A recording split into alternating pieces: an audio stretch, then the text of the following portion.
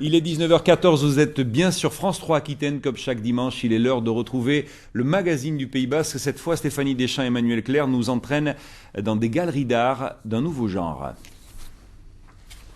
Tolosa, ville tranquille de la communauté autonome basque, avec ses rues piétonnières, ses icônes et un courant d'art alternatif qui commence à souffler dans ses veines.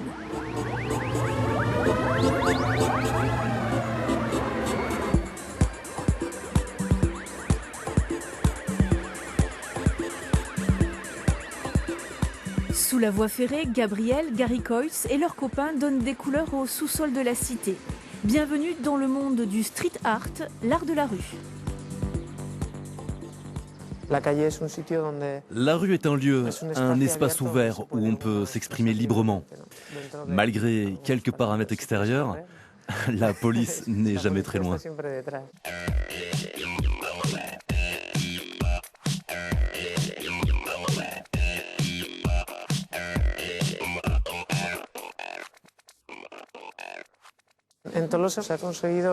À Tolosa, nous avons conclu un accord avec la mairie. Il est permis de peindre dans quelques zones libres, propres à la municipalité. Ceux qui vont graffer ailleurs risquent des sanctions.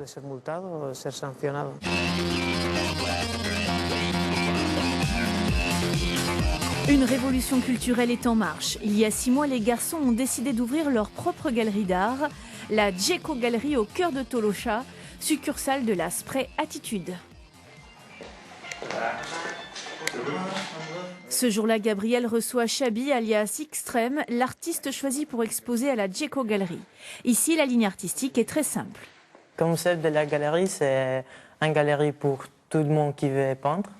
N'importe qui, n'importe quel âge, n'importe si c'est masculin ou féminin.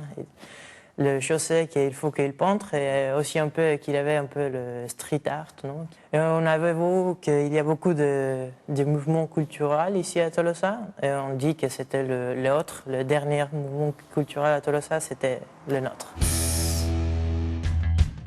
Extreme, 23 ans, graffeur originaire de Beachain, est l'un des artistes qui bénéficient de ce nouvel espace de liberté.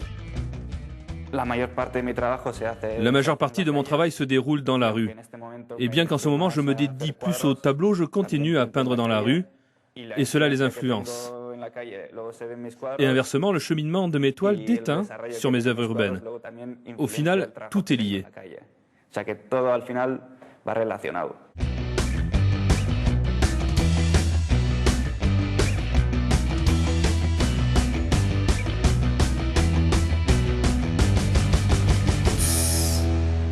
À Biarritz aussi, une pluie de talents encore inconnus a trouvé un refuge artistique. La boîte noire a moins d'1 an d'existence. J'avais envie de faire une espèce de boîte de Pandore dans laquelle on ne saurait pas ce qu'on allait trouver. Qu'à chaque exposition, ça soit vraiment modulable, qu'il y ait des choses différentes, que quand tu rentres, tu ne saches pas trop si c'est une galerie d'art, si c'est un espace de recherche artistique. Moi, je voulais que ça soit un tout, une boîte à idées.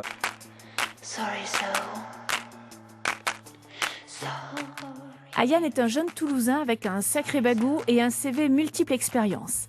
Artiste voyageur avec son collectif de graffeurs, son crew comme il dit, il laisse sa signature partout où il passe.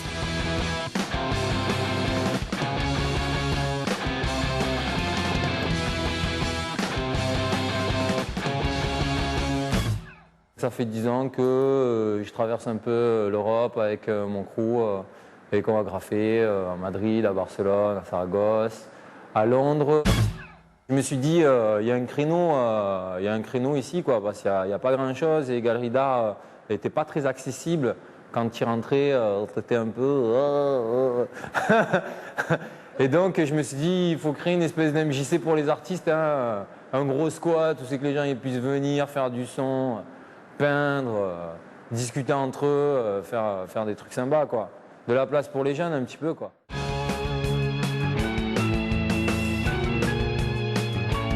Une pépinière d'artistes comme Kevin Métallier, parti sur les routes du Maroc, d'Israël ou de Jordanie. On peut même y louer des œuvres grâce à l'Artothèque.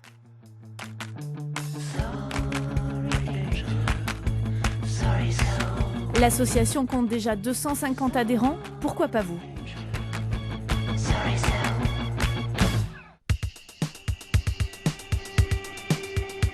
Au pays de la surf culture, les artistes accros aux grands espaces ont trouvé leur lieu d'exposition. À Bayonne, Space Junk est dans la place depuis presque 2 ans.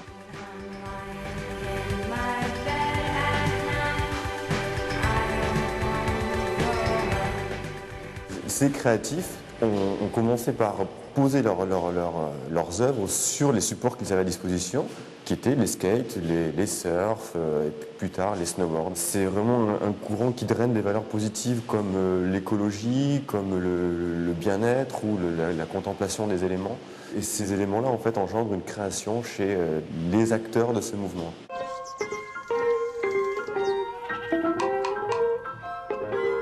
Space Junk, temple de la board culture, un concept développé par un snowboarder savoyard, Jérôme Katz. Plus centre que galerie d'art, le lieu est à but non lucratif, même si le soutien de l'industrie de la glisse favorise les passerelles commerciales. Le propos de Space Junk, c'est d'abord de montrer des œuvres d'art et ensuite d'établir des connexions avec l'industrie pour des projets artistiques en édition limitée dont Space Junk assure le commissariat d'exposition. Pour les collectionneurs avertis, Space Junk, c'est formidable. Gérard de Coster possède plus de 1000 pièces figuratives du surf. C'est ici qu'il a réalisé sa dernière acquisition. Tous les artistes m'intéressent. Je suis un autodidacte. Je n'ai pas de connaissances d'art d'études, mais je marche au poil qui se lève sur le bras. Et ici, c'est souvent. Je viens à tous les vernissages voir à Alban. Je connais Jérôme depuis longtemps et j'aime bien cet endroit. Je me trouve chez moi.